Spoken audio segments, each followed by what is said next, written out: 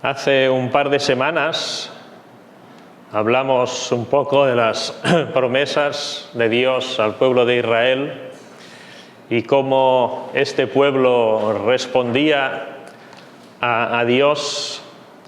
Hoy quisiera ir un poco más allá, no solo más allá de Israel, pasando por nuestra época de la gracia, sino más allá, en los cielos. La palabra de Dios empieza en Génesis 1:1.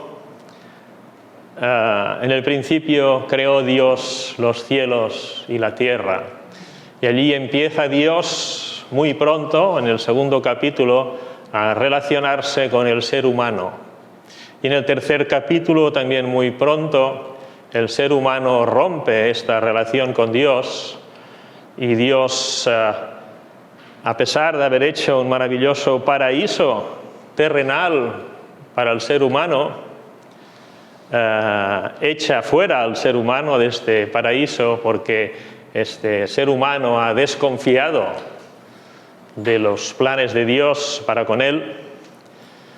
Pero Dios no abandona y promete que algún día esto se arreglará. De momento, el hombre y la mujer son echados por su transgresión, son echados del paraíso y se bloquea el acceso al árbol de la vida. Y vimos la otra semana toda la situación de cómo Dios trata al ser humano a través de los siglos. Muy pronto Caín mataría a Abel. Muy pronto la situación en el mundo sería tan terrible y tan violenta y tan injusta para todo el mundo que Dios juzga todo esto con un diluvio y se empieza de nuevo. Y al cabo de unos años, bastantes años, Dios llama a Abraham y promete una tierra a este pueblo que va a crear como descendencia de Abraham, que sería el pueblo de Israel. Y vemos cómo, a pesar de las 1000 maneras en que Dios trata con amor, con justicia, con misericordia a este pueblo a menudo es rebelde, a menudo quiere hacer las cosas a su manera, y aunque tiene toda la revelación de Dios para la humanidad en aquellos momentos, tiene la tendencia a decir que no es necesario seguir a Dios, que es mejor ir haciendo nuestras cosas de nuestra manera. Y así llegamos al final del Antiguo Testamento, en el libro de Malaquías, donde Dios se queja y acusa a un pueblo que no se ha portado bien con él. Y prácticamente ese pueblo se queda unos 400 años sin profecía de Dios, al menos recogida, pero Dios, a pesar de que el pueblo en general no es fiel, Él encuentra a personas que aman a Dios y que hablan de Dios entre ellos, y esto es para Dios un especial tesoro. Y Dios promete a este pueblo, y en realidad promete a la humanidad, que no los va a dejar solos, que enviará a Elías, que es un profeta, que hará volver a los hijos a sus padres, que predicará básicamente el arrepentimiento para preparar el camino delante de Dios mismo. Y esto se cumple específicamente en la persona de Juan. Juan el Bautista vino a hacer esto, a preparar los caminos para que Dios, Jesús, viniera a este mundo y fuera escuchado y recibido por algunos miembros de ese pueblo rebelde. Después de Jesús, sabemos que lo matan, pero con esto no se acaba, porque Jesús tiene poder sobre la muerte, Jesús resucita, y a partir de allí Jesús va a los cielos y empieza la iglesia primitiva en Hechos de los Apóstoles y las cartas que se envían en el Nuevo Testamento a unas iglesias, a otros, a unas personas y a otros, y al final tenemos el Apocalipsis, que nos habla de lo que vendrá después de estas cosas. Primero hace un análisis de la Iglesia, habla de 7 iglesias en el Apocalipsis, y si comparamos las actitudes que aparecen en las 7 iglesias, o en 6 por lo menos, de las iglesias a las cuales Dios se dirige en Apocalipsis, encontramos los mismos elementos de rebeldía, de falta de amor, de falta de humildad delante de Dios, etcétera, etcétera, etcétera, que veíamos en el pueblo de Israel. Entonces Dios podría decir, hasta aquí hemos llegado y esto se acabó, pero gracias a Dios no es así. Los planes de Dios, hace ya miles de años, cuando puso un Edén, un paraíso, y puso a 2 personas allí, se van a cumplir. Y esto lo vemos cumplido en los 2 últimos capítulos de Apocalipsis. Vamos a leer y comentar un poco estos versículos. Dice así en Apocalipsis 21:1: vi un cielo nuevo y una tierra nueva, porque el primer cielo y la primera tierra pasaron y el mar ya no existía más. Las cosas son nuevas. Dios ha ido haciendo durante los siglos muchos tratos con la humanidad y ahora vemos delante nuestro a un cielo nuevo y una tierra nueva. Y yo, Juan, vi la santa ciudad, la nueva Jerusalén, descender del cielo de Dios, dispuesta como una esposa ataviada para su marido. Aquí ya vemos que el lenguaje evidentemente es alegórico, porque nosotros no podemos, yo creo, no seríamos capaces de entender lo que Dios tiene preparado para cada uno de nosotros en los cielos o en la eternidad desde nuestra perspectiva, sujeta siempre al sol, la luna, la mañana, la tarde, la noche, el tiempo, las 3 dimensiones, etcétera. Es como si a un feto le habláramos de cómo es la vida afuera, no lo entendería, o a esto que está dentro del gusano este que está en su caparazón, si le habláramos de que puede volar como una mariposa, diría, ¿de qué me estás hablando? No entiendo nada. Yo creo que nuestra realidad en la eternidad será tan diferente que no la podemos entender. Por esto nos habla simultáneamente de la ciudad santa, la nueva Jerusalén. Es importante entender que es nueva. Ya toda la historia de la Jerusalén física anterior ha tenido su recorrido, pero aquí viene la ciudad santa, la nueva Jerusalén, que desciende del cielo, que viene de Dios. Es algo que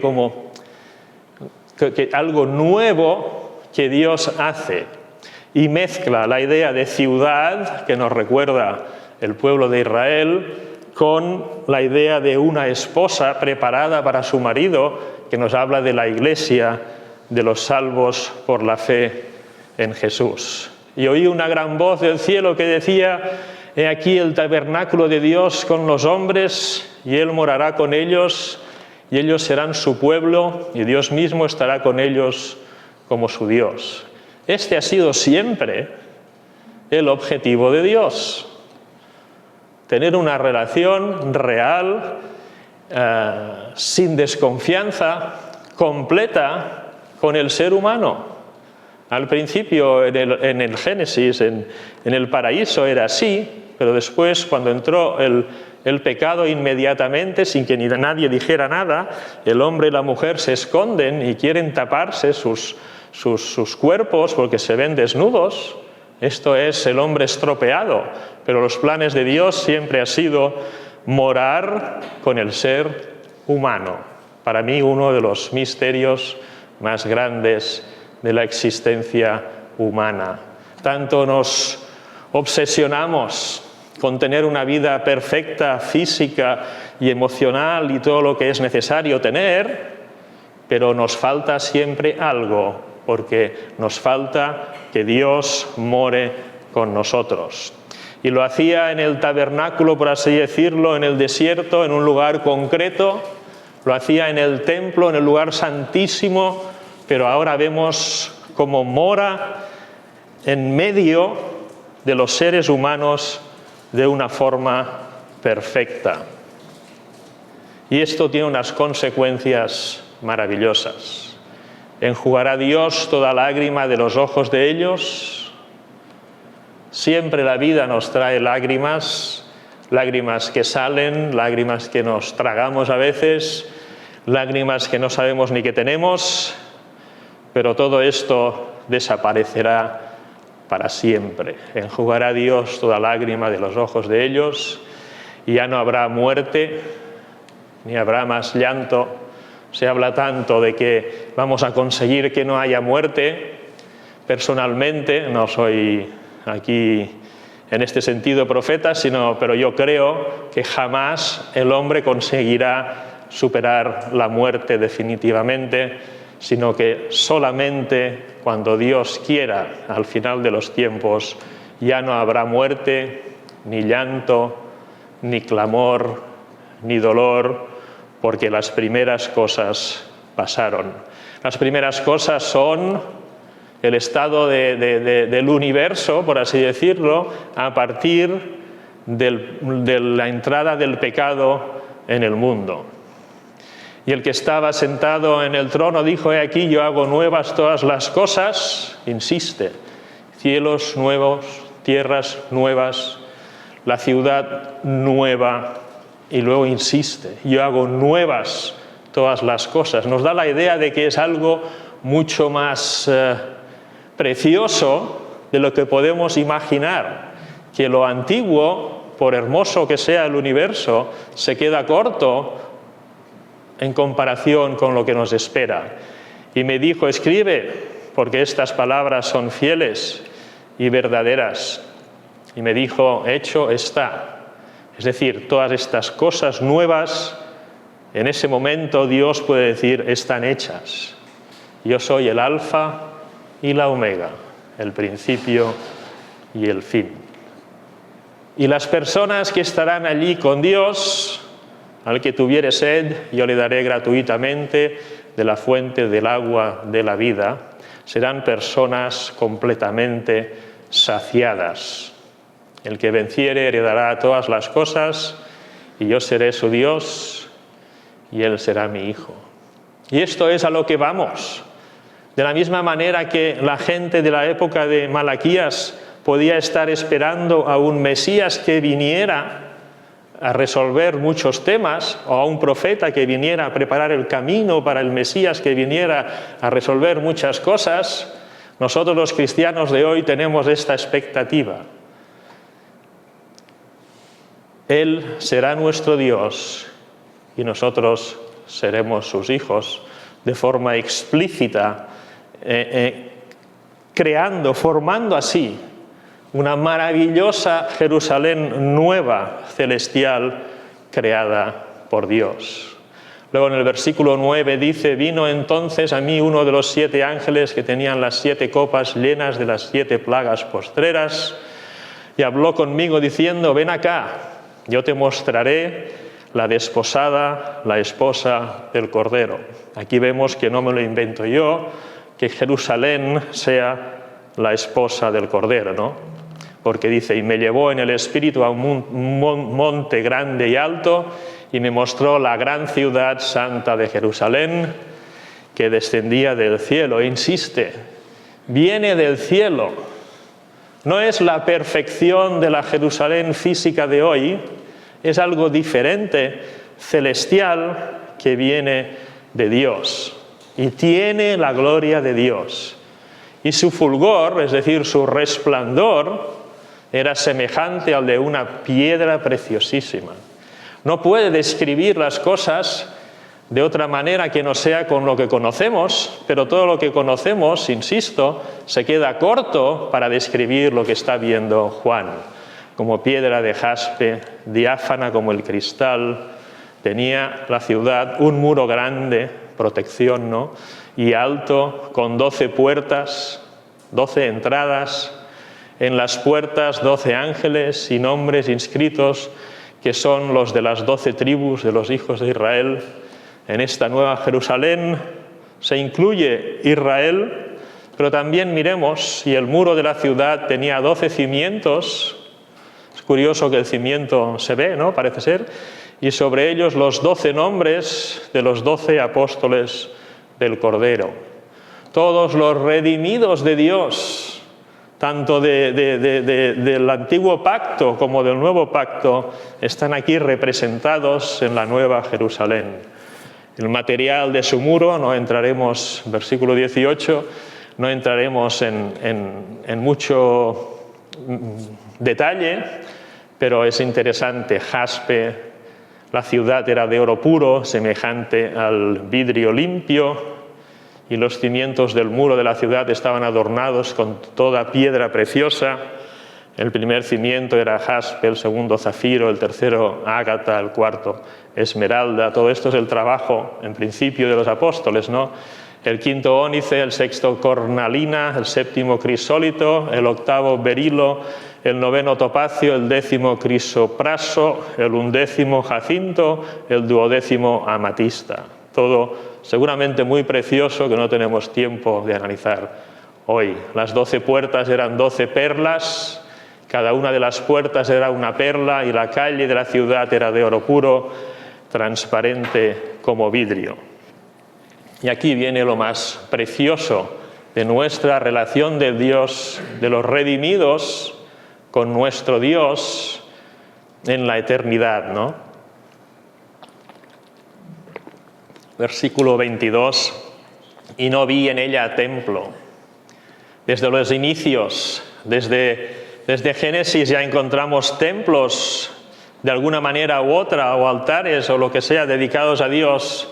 En esta ciudad no será necesario un templo al Señor Dios Todopoderoso en ella, porque el Señor Dios Todopoderoso es el templo de ella y el Cordero.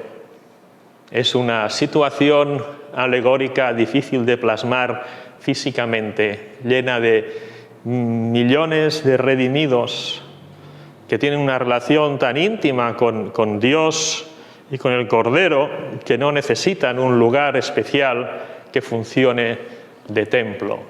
La ciudad tampoco necesita de sol ni de luna que brillen en ella, porque la gloria de Dios la ilumina y el Cordero es su lumbrera.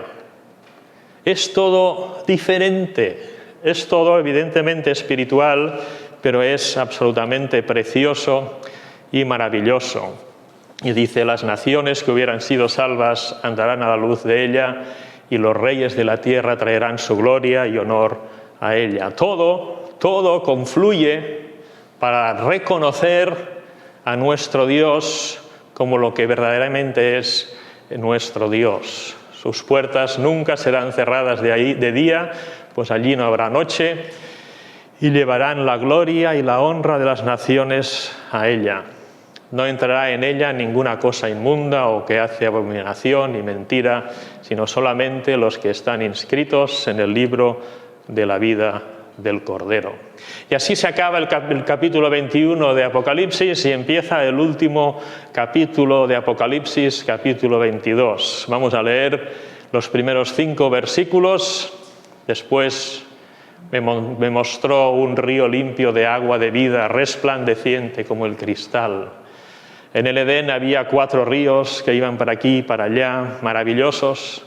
Pero aquí tenemos en el centro de esta ciudad, no fuera, limitando, sino en el centro de la ciudad, que sale del trono de Dios y del Cordero, sale un río limpio de agua de vida, resplandeciente como el cristal. El agua siempre es símbolo de vida, es agua de vida además, lo dice aquí, ¿no? Pero es algo precioso, accesible a todos, dentro mismo de la ciudad, en medio de la calle de la ciudad, y a un y otro lado del río. Fijaos, en medio de la calle de la ciudad, a un y otro lado del río, estaba el árbol de la vida.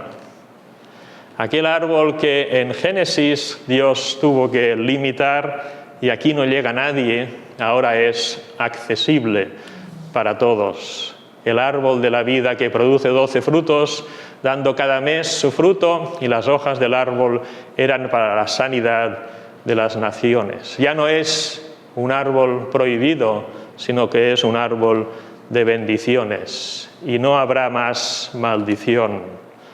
Maldito eres, maldito serás, empieza en Génesis 3, pero Apocalipsis acaba diciendo: se acabó la maldición. Ya no existe Génesis 3, lo hemos superado, ahora todo es nuevo, es diferente, y obviamente tiene que venir de Dios y de los cielos, y el trono de Dios y del Cordero estará en ella, y sus siervos le servirán. ¿Qué haremos en el cielo? ¿Qué haremos en la eternidad?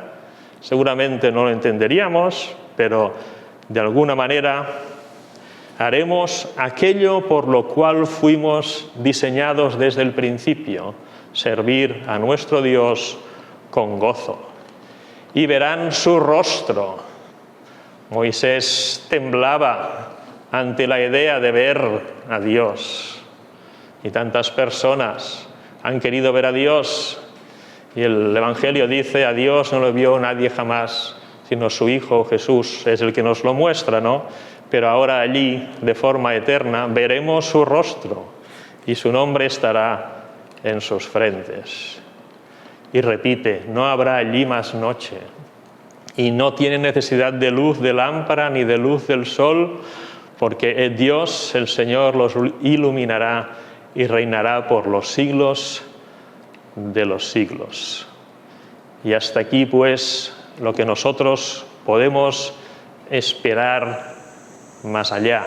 Fijaos cómo empieza la creación, el ser humano lo introduce el pecado, nuestra relación con Dios se interrumpe, el pueblo de Dios no hace bien las cosas nunca, pero Dios dice: os enviaré un profeta, en Malaquías, y llega un profeta, llega Dios mismo en la persona de Jesús, produce salvación para todos aquellos que quieran aceptarla por la fe, y ahora nosotros, si queremos ser un especial tesoro para Dios, tenemos que alimentar nuestras expectativas, nuestras ideas, nuestros corazones con estas maravillas que hemos leído en Apocalipsis 21 y 22. Un lugar absolutamente maravilloso, perfecto, creado por Dios, que desciende de los cielos de Dios, en el que todo es absolutamente maravillosamente gobernado y sintonizado con nuestro Dios. Y esto es lo que tenemos que tener nosotros hoy delante de nuestros ojos. Y esta perspectiva, esta idea viva en nuestros corazones es lo que tiene que alimentar nuestras actitudes, nuestro conocimiento, nuestro servicio de Dios. Porque si la esperanza de un profeta y de un Mesías fue suficiente para que Elizabeth, Zacarías, María, José estuvieran preparados para hacer todas las maravillas que hicieron delante de Dios para que naciera Jesús y predicara Jesús, nosotros, con la promesa que tenemos delante de cielos nuevos, tierra nueva, una ciudad nueva y santa de Dios, donde todo está perfectamente sintonizado cara a cara con nuestro Dios y en perfecta relación con nuestro Dios, estas ideas tienen que darnos la suficiente fuerza para hacer cualquier cosa que Dios nos encomiende, y que así sea. Amén.